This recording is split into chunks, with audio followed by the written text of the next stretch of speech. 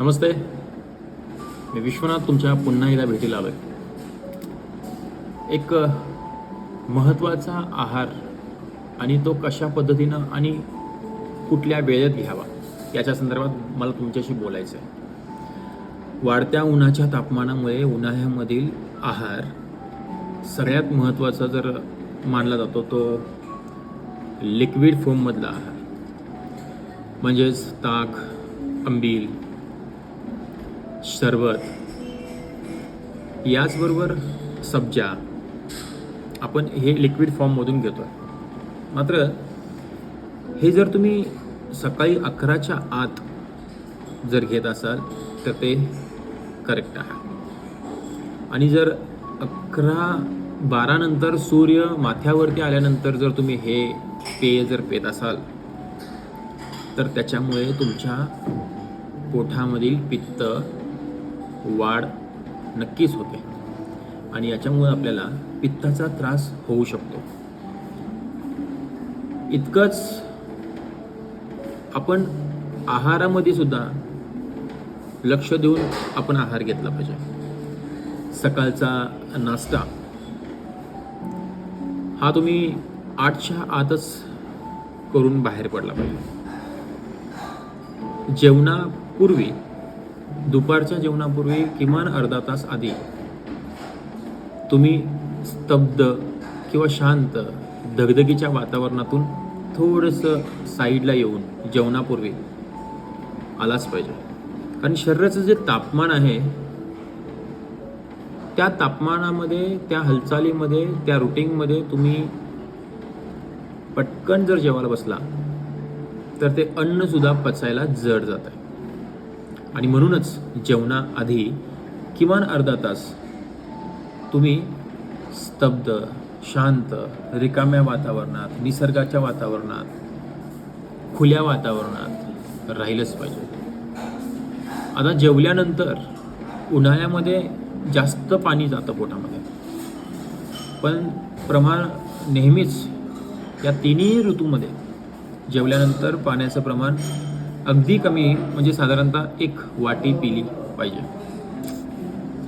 पुन्हा दिवसभरात पाण्याचं जर प्रमाण तुम्ही जर घेत असाल तर तुमच्या शरीराच्या उंचीप्रमाणे आणि वजनाप्रमाणे ते पाण्याची घनता ठरत असते. साधारणतः मी माझ्यावरून तुम्हाला एक्सप्लेन करतो की 6 फूट उंची आणि 82 kg 82 किलो वजनाचा मी आहे, तर मला 4.5 ते 5 लिटर इतकं पाण्याचं प्रमाण असतं. तर आपण सर्वांनीच काय करावं की पाणी पित असताना एक वेळेला पाण्याचा ग्लास घेतला की तो पटकन पूर्ण संपवावा असा कुठला रूल नाही. आणि पटकन संपवण्याच्या नादात तुमच्या पोटातील अन्ननलिका ही फुगू शकते. त्याच्यात एअर बबल्स, हवेचा गोळा तयार होऊन पचनक्रियेमध्ये पुन्हा गोंधळ होऊ शकतो. तर हा ग्लास उचलल्यानंतर 1-2 सिप, 3 सिप पिऊन तुम्ही पुन्हा कामाला लागा. जसं एखाद्या झाडाला एकदमच जर 1000 लिटर पाणी घातलं तर त्याच्या मुळ्या सुटू शकतात. आणि अति उन्हात थांबून जर तुम्ही एकदम पाणी पिलात तर तसंच तुमच्या शरीराच्या ज्या वेन्स आहेत त्याच्यामध्ये आपण त्याला म्हणू शकतो की एक करंट लागू शकतो. झाडाचंही असंच आहे हो. उन्हामध्ये बघा, झाडाला जर पाणी घातलं तर त्याच्या आतल्या रूट्समध्ये, त्याच्या मुळांच्या मध्ये सुद्धा वीज निर्मिती होते, म्हणजेच करंट होऊ शकतो आणि झाडाचं नुकसान होऊ शकतं. आपण म्हणतो की झाडाला रोग लागला, झाडाला पाणी वाया लागले, अचानकच झाडाची पाणी पडतायत, फळं लागत नाही आहेत. त्याचं कारण हे असतं की उन्हामध्ये तुम्ही ते घालताय. सूर्य मावळल्यानंतर आणि सूर्य उगवल्यानंतर एक प्रमाण अंतरावरतीच ते गेलं पाहिजे. मध्य दुपारी पाण्याचा वापर झाडाला सुद्धा चालत नाही, मनुष्याच्या या बॉडीला सुद्धा चालत नाही. आपण आपला मेंदूचा आणि तहान भागवण्याचा विचार करतोय, मात्र आपल्या शरीरात होत असलेल्या बदलांचा जर विचार केलात तर नक्कीच तुम्ही या फिटनेसच्या माध्यमातून तुम्ही स्वतःला खूप फिट करायला सुरुवात कराल. पाण्याचं प्रमाण मी पुन्हा एकदा सांगतो की पाणी थोड्या थोड्या अंतरावरती देत राहा आणि दिवसभरातले तुमचं टार्गेट पूर्ण करा. तर मी तुम्हाला हे सांगण्यासाठी येतो आहे की सायंकाळचा जो आपला स्नॅक्स, जो नाश्ता पाहिजे, तो उन्हाळ्यामध्ये सिट्रिक फूड बऱ्यापैकी तुमच्या शरीरामध्ये तुम्ही ॲड करायला पाहिजे. उदाहरणार्थ आपण लेमन ज्यूस घेतो आहे, म्हणजेच लिंबू सरबत. तर लिंबू सरबतमध्ये सायट्रिक ॲसिड तुम्हाला मिळतं. त्याचबरोबर ऑरेंज खाऊ शकता, संत्रा खाऊ शकता. तर आता हे जसं लिंबू आपण पिळत असताना त्याच्यातले जे फायबर्स पाण्यामध्ये पडतात, सेम तसाच ऑरेंज तुम्ही चावून खाल्लात तर अतिउत्तम होईल. तुम्ही जर प्रत्येक गोष्ट ज्यूस करून प्यायलात तर त्याचं प्रमाणामध्ये तुमच्या शरीरामध्ये होत असलेले फायद्यांमध्ये 100पैकी 30% होऊ शकतो. अजून एक अत्यंत चांगलं आणि फ्रेश फूड आहे जे तुम्हाला डायजेस्टिंग सिस्टीमसाठी अत्यंत उपयोगी आहे आणि सॅच्युरेटी शुगर त्याच्यामध्ये असते. तर कलिंगड, वॉटरमेलन आपण घेऊ शकतो. तर हे जे काय 2-3 फ्रूट्स आहेत हे उन्हाळ्यामध्ये तुम्ही दुपारच्या तुमच्या आहारामध्ये तुम्ही घेऊ शकता. पुन्हा सायंकाळी तुमच्या जेवणाचा जो पिरियड आहे त्याच्या आधी थोडंसं तुम्ही सेम सिस्टीमनं पुन्हा तुमच्या बॉडीला स्थिरता, शांतता, समाधान असलं पाहिजे. आणि सायंकाळचा जो आहार आहे तुम्ही तो हलका ठेवा.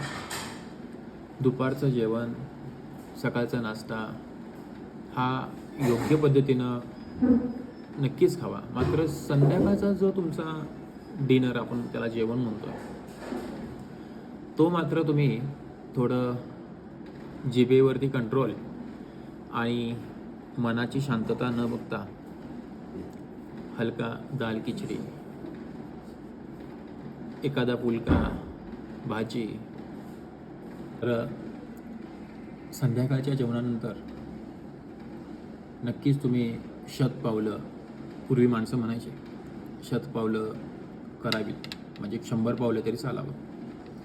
मी या मताशी ठाम आहे. आणि 100-200 पावलं चालून आल्यानंतर एक डायजेस्टिंग सिस्टीम तुमची चांगली राहते. अजून जर चांगली करायची असेल तर दररोज नेहमी हळद आणि दूध, टर्मरिक मिल्क हे जर तुम्ही घेतला दररोज रात्री झोपण्यापूर्वी तर अँटीबायोटिक्स तुमच्या बॉडीमध्ये व्यवस्थित पोहोचतं.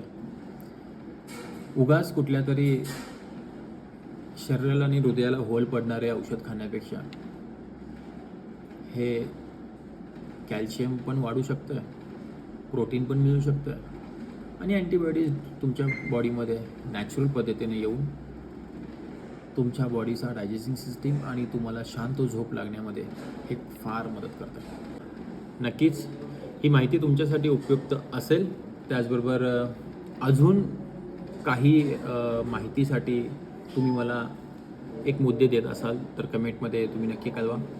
आणि हा व्हिडिओ तुम्हाला छान वाटला तर नक्की सर्वांना शेअर करा. हा उन्हाळा, हिवाळा आणि पावसाळा हा प्रत्येक ऋतू आपल्यासाठी पोषक ठरत असतात. पोषक ठरण्यासाठी पोषकच राहावं लागतं. आपण थोडी जरी मिस्टेक केली तर ते आपल्याला बाधा पोचू शकते. काळजी घ्या. Stay fit and fine. जय बजरंगबली.